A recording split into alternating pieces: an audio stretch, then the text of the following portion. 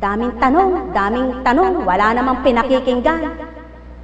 Pinapatay ang aming pananaw kapag may nakikitang di kami kanasanasang pagmasdan. Yan po, kami pinapatay. Hindi kami pumapatay. Buhay po ba ang Diyos? Buhay po ba ang Diyos? Aba, kung matalino ang tao, matalino ang Diyos. Kaya po kami may listahan doon. Tinatanong kung anong sakit nyo, pero hindi na tinitingnan ni Apo Kunching. Mismo sinasabi na lang sa inyo ng Espiritu, di si Apo Kunching. Buhay po ba ang Diyos? Bakit? Para kapag may mag-anak na nagreklamo, Sulong, wala akong sasagot sa'yo, tingnan mo yung listahan doon.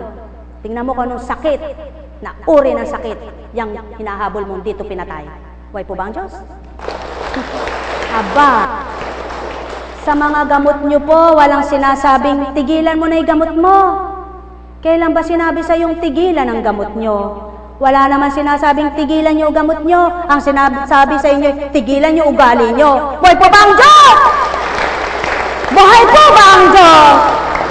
Ano po yung pinatitigil na ugali? Yung ugaling hindi tama. Subalit yung gamot nyo, nasa sa inyo kung pipigilin nyong iinumin o tutugutan nyo.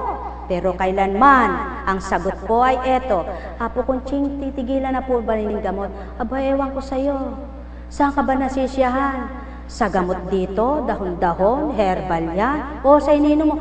Hindi po ako nasisiyahan doon sa gamot na yon. Wala po ako nararamdamang pagbabago. Nasa sa'yo. Hindi ko sinabing tanggalin mo, nasa sa'yo. O pag sinabi, karami po naman pong ininom na gamot. O mag-release ka ng konti. Dahil kaya nanginginig ka dahil sa sobrang gamot mo na yan. O subukan, tinanggal ko po yung ilan, hindi na nga po ako nanginginig. Kasalanan po ba namin yun? Kasalanan po ba ni Apo Kunching yun? Hindi po ako galit ha.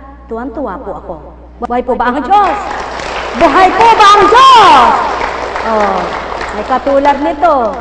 Ayaw magpunta ng doktor, pinilit ko po yan. Ayan, sige kako, dalhin mo na kako yan kapatid sa doktor. Iyang kakong anak. Yan po. Ayan, nandyan siya, bumalik. Bakit? Sige kako, dalhin mo na. Mahirap sisihin mo dito. Pababatid ko muna sa iyo kung anong sakit ng anak mo. At kapag nalaman mo na, kung gusto mong bumalik, ibalik mo. Buhay po ba ang Diyos? Bakit po? Sige nga po, lahat po ba kayo'y matatatag? Pag halimbawa ba, pasyente, mamamatay na, sinabi sa'yo, huwag nyo na ibalik, ipagsyam nyo na lang sa bahay nyo, at wala na, mamamatay na. Hindi po ba kayo magagalit? Hindi po ba kaya kayo tumungo rito nang kukuha kayo ng pampalakas? Kumukuha kayo ng pampalakas, ng pag-asa?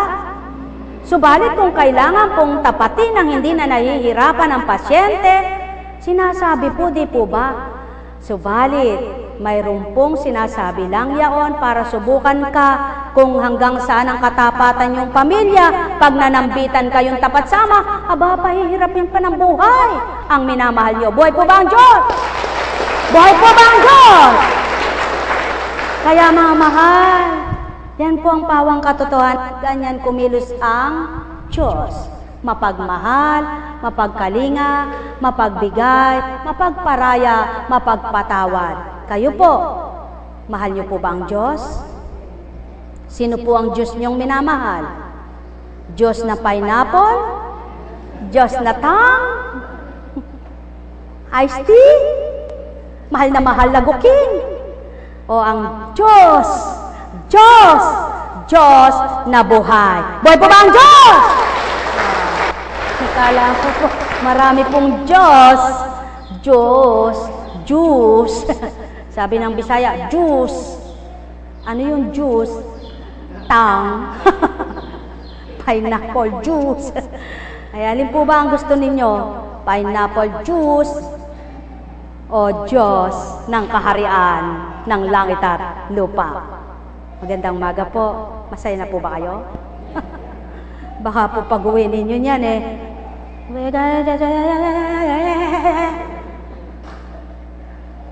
wala akong magagawa kung hindi ka na magbago. hindi mo tinanggap ang aral ko, sabi ni Kristo. Buhay po ba ang Diyos? Buhay po ba ang Diyos? Subalit, pag alam mo ang masakit sa iyo'y huwag mong gawin sa kapwa mo, sigurado, tao, may pag-ibig ka kay Kristo. Buhay po ba ang Diyos? Buhay po ba ang Diyos? At yung mali ay huwag mong ipilit na tama, at ang tama ay huwag mong baluktutin, sapagkat kailanman hindi maaring ibaluktot ang tama at ituwid ang mali, sapagkat ang mali ay mali. Huwag mong gagawin kung mali, gawin mo kung tama. Halina po kayo, mga mahal ko.